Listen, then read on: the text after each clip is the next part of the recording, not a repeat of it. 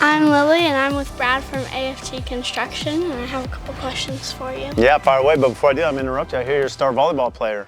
Yes. So Lily, we're here with Ryan, who's running this project. He's running Liberty Estate, and he's just saying that his daughter's on a volleyball team, and you guys unfortunately beat him pretty good, so. Yeah.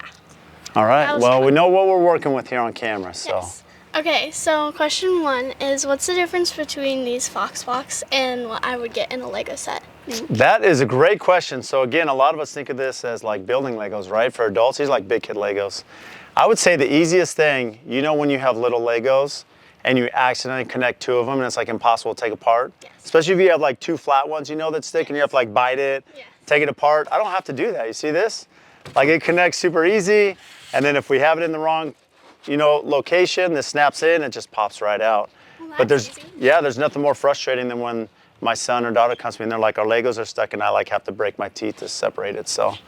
But these are probably lighter than your Legos too, to some extent, right?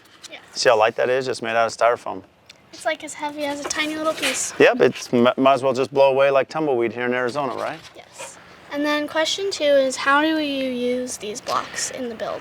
Okay, so one thing you'll notice, again, so the reason we do this, which we'll do another video as far as all the energy efficiencies, but to answer yours, Lily, on how we do this, these stack like you see here. So these are gonna stack up and they interlock, and they have these brackets here. So you can see right here, they have these brackets in between. Yes. And we can drill into those. So that's how we drill into them.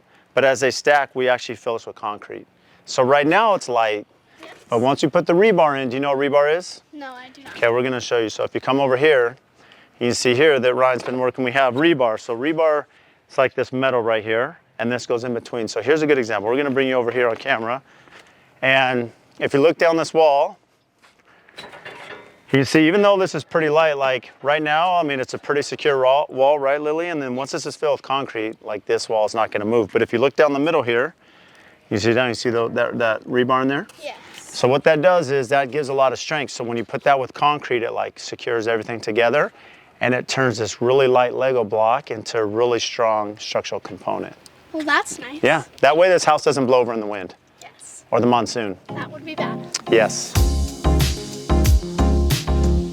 Okay, would you say that the Hogwarts Lego set castle is more or less expensive than this build? That's a really good question. I would say your Hogwarts castle is going to take longer to build than this house, right? Because we can move faster. So we can build faster, even though this is probably bigger. Price-wise, I've seen what Legos cost nowadays. So it may be more expensive too, more expensive and longer to build. So that's why we're going Fox Blocks for our house. Perfect. Well, thank you for your time. Thank you. Great job hosting.